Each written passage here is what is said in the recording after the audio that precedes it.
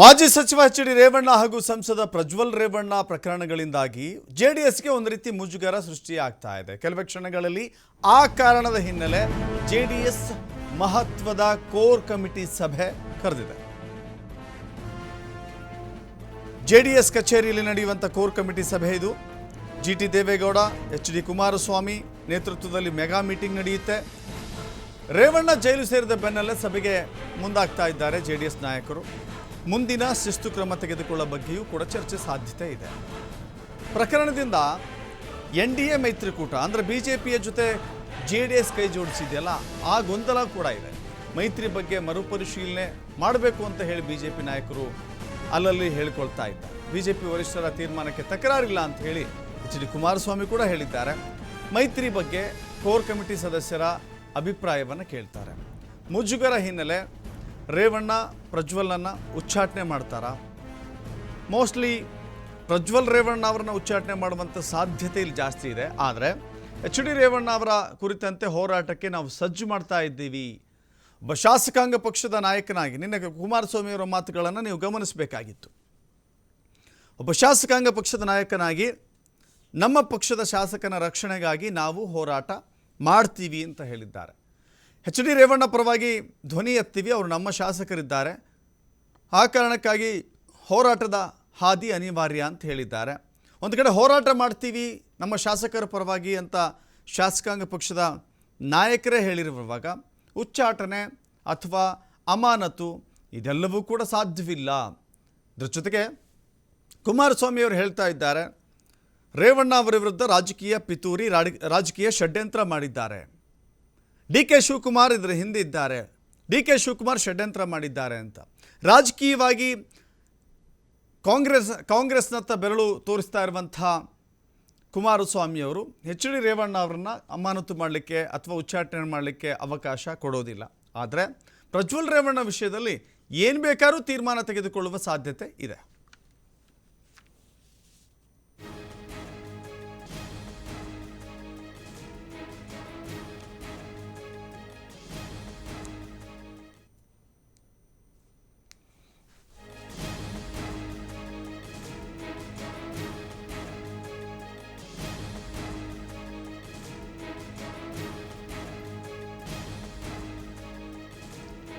ಇವತ್ತು ಜಿ.ಟಿ. ದೇವೇಗೌಡರ ನೇತೃತ್ವದಲ್ಲಿ ಕೋರ್ ಕಮಿಟಿ ಸಭೆಯ ಸದಸ್ಯರು ಇವತ್ತಿರ್ತಾರೆ. ಕೋರ್ ಕಮಿಟಿ ಸಭೆ ನಡೆಯುತ್ತೆ. ಒಂದು ಪ್ರಮುಖವಾದ ತೀರ್ಮಾನವನ್ನು ತೆಗೆದುಕೊಳ್ಳಲಿಕ್ಕೆ ಜೆ.ಡಿ.ಎಸ್ ಮುಂದಾಗ್ತಾ ಇದೆ. ಹಲವು ವಿಚಾರಗಳಿದ್ದಾವೆ. ಇನ್ನು ಎನ್.ಡಿ.ಎ ಮೈತ್ರಿಕೂಟದ ಭಾಗವಾಗಿರುವಂಥ ಜೆ.ಡಿ.ಎಸ್ ಇನ್ನು ಉಳಿದುಕೊಳ್ಬೇಕಾ ಅಥವಾ ಬಿ.ಜೆ.ಪಿಗೂ ಕೂಡ ಇದು ಮುಜುಗರ ಅನ್ನಿಸಿ ಕೆಲವಷ್ಟು ಜನ ಅಭಿಪ್ರಾಯಗಳನ್ನು ವ್ಯಕ್ತಪಡಿಸ್ತಾ ಇದ್ದಾರೆ. ಎನ್.ಡಿ.ಎ ಮೈತ್ರಿಕೂಟದಲ್ಲಿ ಮುಂದುವರಿಬೇಕಾ ಅಥವಾ ವಿಡ್ರಾ ಮಾಡ್ಕೋಬೇಕಾ? ಮೈತ್ರಿ ಅಬಾಧಿತ ಅಂತ ಹೇಳಿ ಕುಮಾರಸ್ವಾಮಿಯವರು ಒಂದು ಕಡೆ ಹೇಳ್ತಿದ್ದಾರೆ. ಹೀಗಾಗಿ ಮೈತ್ರಿಗೆ ಯಾವುದೇ ರೀತಿಯ ಚ್ಯುತಿಯಾಗಲ್ಲ, ಮೈತ್ರಿ ಮುಂದುವರಿಯುತ್ತೆ ಅನ್ನುವ ವಿಶ್ವಾಸದಲ್ಲಿ ಜೆ.ಡಿ.ಎಸ್ ನಾಯಕರಿದ್ದಾರೆ. ಆದರೆ ಬಿ.ಜೆ.ಪಿ ನಾಯಕರು ಒಲ್ಲದ ಮನಸ್ಸಿನಿಂದಲೇ ಡಿಫೆಂಡ್ ಮಾಡಿಕೊಳ್ಳುವಂಥ ಅನಿವಾರ್ಯತೆಯಲ್ಲಿದ್ದಾರೆ. ಇನ್ನು ಕುಮಾರಸ್ವಾಮಿಯವರು ಈಗಾಗಲೇ ಜೆ.ಡಿ.ಎಸ್ ನಾಯಕರು ಕೂಡ ಪ್ರತಿಭಟನೆಯನ್ನು ಮಾಡಿದ್ದಾರೆ. ರಾಜಕೀಯ ಷಡ್ಯಂತ್ರದಿಂದ ಎಚ್.ಡಿ. ರೇವಣ್ಣ ಅವರನ್ನು ಅರೆಸ್ಟ್ ಮಾಡಲಾಗಿದೆ ಅನ್ನೋದು ಜೆ.ಡಿ.ಎಸ್ನ ವಾದ. ಜೆ.ಡಿ.ಎಸ್ನ ಶಾಸಕರು, ಜೆ.ಡಿ.ಎಸ್ನ ಮಾಜಿ ಸಚಿವರುಗಳು, ಜೆ.ಡಿ.ಎಸ್ನ ನಾಯಕರು ಬೀದಿಗಿಳಿದು ಹೋರಾಟವನ್ನು ಮಾಡಿದ್ದಾರೆ. ಆ ಹೋರಾಟವನ್ನು ಹೇಗೆ ತೀವ್ರಗೊಳಿಸಬೇಕು ಅನ್ನೋದ್ರ ಬಗ್ಗೆಯೂ ಕೂಡ ಇವತ್ತಿನ ಸಭೆಯಲ್ಲಿ ಚರ್ಚೆಯಾಗುವಂಥ ಸಾಧ್ಯತೆ ಇದೆ.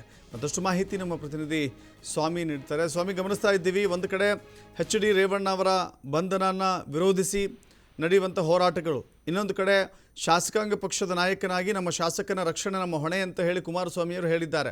ಅಲ್ಲಿಗೆ ಎಚ್.ಡಿ. ರೇವಣ್ಣ ಅವರನ್ನು ಅಮಾನತು ಮಾಡೋದಾಗಲಿ ಉಚ್ಚಾಟನೆ ಮಾಡೋದಾಗಲಿ ಸಾಧ್ಯತೆ ತೀರಾ ಕಡಿಮೆ. ಹಾಗೆ ನೋಡಿದರೆ ಪ್ರಜ್ವಲ್ ವಿಚಾರಣೆಯಲ್ಲಿ ಏನು ಬೇಕಾದ್ರೂ ತೀರ್ಮಾನ ತೆಗೆದುಕೊಳ್ಬೋದಲ್ವಾ ಅಂತ.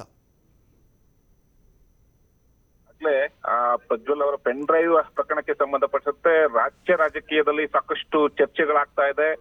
ಈ ಪ್ರಕರಣಕ್ಕೆ ಸಂಬಂಧಪಟ್ಟಂತೆ ಈಗಾಗಲೇ ಮಾಜಿ ಸಚಿವ ರೇವಣ್ಣ ಅವ್ರನ್ನ ಬಂಧನ ಕೂಡ ಮಾಡಲಾಗಿದೆ. ಅಂದ್ರೆ ಈಗ ಇರುವಂತಹ ಒಂದು ಜೆಡಿಎಸ್ ನ ಮುಂದಿನ ನಡೆ ಬಗ್ಗೆ ಸಾಕಷ್ಟು ವಿಚಾರಗಳನ್ನ ನಾಯಕರು ಚರ್ಚೆ ಮಾಡ್ತಾ ಇರುವಂತದ್ದು. ಈ ಹಿನ್ನೆಲೆಯಲ್ಲಿ ಇವತ್ತು ಕೋರ್ ಕಮಿಟಿ ಸಭೆಯನ್ನು ಕರೆಯಲಾಗಿದೆ. ಕೋರ್ ಕಮಿಟಿ ಅಧ್ಯಕ್ಷರಾದಂತ ಜಿ.ಟಿ. ದೇವೇಗೌಡ ಹಾಗೂ ಮಾಜಿ ಸಿಎಂ ಕುಮಾರಸ್ವಾಮಿ ಅವರ ನೇತೃತ್ವದಲ್ಲಿ ಇವತ್ತು ಕೋರ್ ಕಮಿಟಿ ಸಭೆ ಜೆಡಿಎಸ್ ಕಚೇರಿಯಲ್ಲಿ ನಡೆಯಲಿದೆ. ಪ್ರಮುಖವಾಗಿ ಇವತ್ತಿನ ಕೋರ್ ಕಮಿಟಿಯಲ್ಲಿ ಸಭೆಯಲ್ಲಿ ಚರ್ಚೆ ಆಗುವಂತ ವಿಚಾರಗಳನ್ನು ನೋಡೋದಾದ್ರೆ, ಒಂದು ಮುಂದಿನ ಹೋರಾಟದ ಬಗ್ಗೆ, ಅಂದ್ರೆ ಈಗಾಗಲೇ ಮಾಜಿ ಸಿಎಂ ಕುಮಾರಸ್ವಾಮಿ ಅವರು ಹೇಳಿದ್ದಾರೆ ಇದು ಅವರ ವೈಯಕ್ತಿಕ ವಿಚಾರಗಳು, ಆದ್ರೆ ನಾನು ಶಾಸಕಾಂಗ ಪಕ್ಷದ ನಾಯಕನಾಗಿ ನನ್ನ ಕರ್ತವ್ಯನ ನಾನು ನನ್ನ ಶಾಸಕನ ಪರವಾಗಿ ನಿಲ್ಲಬೇಕಾಗಿದೆ. ಹಾಗಾಗಿ ನಾವು ಕೂಡ ಒಂದು ರೀತಿ ಹೋರಾಟ ಮಾಡಬೇಕಾಗಿದೆ. ಜೊತೆಗೆ ಈಗಾಗಲೇ SIT ಟೀಮ್ ನ ಏನ್ ರಚನೆ ಮಾಡಿದೆ ಪ್ರಕರಣದ ಒಂದು ತನಿಖೆ ಮಾಡ್ಲಿಕ್ಕೆ, ಅದರ ಬಗ್ಗೆಯೂ ಕೂಡ ಸಾಕಷ್ಟು ಒಂದು ಅನುಮಾನಗಳನ್ನ ವ್ಯಕ್ತಪಡಿಸಿದ್ದಾರೆ. ಅದಕ್ಕೆ ಸಂಬಂಧಪಟ್ಟಂತೆ ಈಗಾಗಲೇ ಸುದ್ದಿಗೋಷ್ಠಿಯನ್ನ ಕರೆದು ಒಂದೆರಡು ಸುಳಿವುಗಳನ್ನು ಕೂಡ ಕೊಟ್ಟಿ ಆರೋಪಗಳನ್ನ ಮಾಡಿರುವಂತದ್ದು. ಹಾಗಾಗಿ ಕಾನೂನಾತ್ಮಕವಾಗಿ ಯಾವ ರೀತಿ ಒಂದು ಹೋರಾಟ ಮಾಡಬೇಕು, SIT ಟೀಮ್ ತನಿಖೆಗೆ ಸಂಬಂಧಪಟ್ಟಂತೆ ಯಾವ ರೀತಿ ನಾವು ಮುಂದಿನ ಕ್ರಮ ತೆಗೆದುಕೊಳ್ಬೇಕು, ಆ ಕಾನೂನಾತ್ಮಕವಾಗಿ ಯಾವ ರೀತಿ ಹೋರಾಟ ಮಾಡಬೇಕು ಅನ್ನೋದ್ರ ಬಗ್ಗೆ ಇವತ್ತು ಕೋರ್ ಕಮಿಟಿ ಸಭೆಯಲ್ಲಿ ಚರ್ಚೆ ಆಗುವ ಸಾಧ್ಯತೆ ಇದೆ. ಯಾಕೆಂದ್ರೆ ಈಗಾಗಲೇ ಒಂದು ಕಡೆ ಪ್ರಜ್ವಲ್ ರೇವಣ್ಣ ಅವ್ರನ್ನ ಅಮಾನತು ಮಾಡಲಾಗಿದೆ. ಇದನ್ನ ಹೊರತುಪಡಿಸಿ ಪಕ್ಷದ ಪರವಾಗಿ ಪಕ್ಷದ ಆ ಶಾಸಕರ ಪರವಾಗಿ ಯಾವ ರೀತಿ ನಾವು ಕಾನೂನಾತ್ಮಕ ಒಂದು ನಿಲುವು ತೆಗೆದುಕೊಳ್ಬೇಕು, ಯಾವ ರೀತಿ ಒಂದು ಹೋರಾಟ ಮಾಡಬೇಕು ಅನ್ನೋದು, ಇದನ್ನ ಹೊರತುಪಡಿಸಿದ್ರೆ ಈಗಾಗಲೇ ಪೆನ್ಡ್ರೈವ್ ಪ್ರಕರಣಕ್ಕೆ ಸಂಬಂಧಪಟ್ಟಂತೆ ವಾದ ವಿವಾದಗಳು, ಆರೋಪ ಪ್ರತ್ಯಾರೋಪಗಳು ಕೂಡ ಬರ್ತಾ ಇದೆ. ಒಂದು ಕಡೆ ದೇವರಾಜೇಗೌಡ ಅವರ ಒಂದು ಆಡಿಯೋ ರಿಲೀಸ್ ಮಾಡಿರೋ ವಿಚಾರಕ್ಕೆ ಸಂಬಂಧಪಟ್ಟಂತೆ ಈಗ ಎಲ್ಲರ ದೃಷ್ಟಿ ಕಾಂಗ್ರೆಸ್ ನಾಯಕರ ಕಡೆ ಕೂಡ ಹೋಗ್ತಾ ಇದೆ. ಹಾಗಾಗಿ ಅವರು ಕೂಡ ಮೇಲಿಂದ ಮೇಲೆ ಸ್ಪಷ್ಟನೆ ಕೊಡ್ತಾ ಇದ್ದಾರೆ. ಹೀಗಾಗಿ ಒಂದು ಕಡೆ ಸಿಎಂ ಹಾಗೂ DCM ವಿರುದ್ಧ ನೇರವಾಗಿ ಕುಮಾರಸ್ವಾಮಿ ಅವರು ವಾಗ್ದಾಳಿ ನಡೆಸಿ ಆರೋಪಗಳ ಮೇಲೆ ಆರೋಪವನ್ನ ಮಾಡ್ತಾ ಇದ್ದಾರೆ. ಹಾಗಾಗಿ ಇವರ ವಿರುದ್ಧ ಯಾವ ರೀತಿ ಒಂದು ಹೋರಾಟ ಮಾಡಬೇಕು, ಅದರ ಸಿದ್ಧತೆಗಳನ್ನ ಯಾವ ರೀತಿ ಮಾಡ್ಕೊಳ್ಬೇಕು ಅನ್ನೋದು ಕೂಡ ಇವತ್ತು ಆ ಕೋರ್ ಕಮಿಟಿಯಲ್ಲಿ ಚರ್ಚೆ ಆಗುವ ಸಾಧ್ಯತೆಗಳು ಕೂಡ ಹೆಚ್ಚಾಗಿದೆ. ದಶರಥ್. ಎಸ್, ಥ್ಯಾಂಕ್ ಯು ಸ್ವಾಮಿ ನಿಮ್ಮೆಲ್ಲ ಮಾಹಿತಿಗೆ.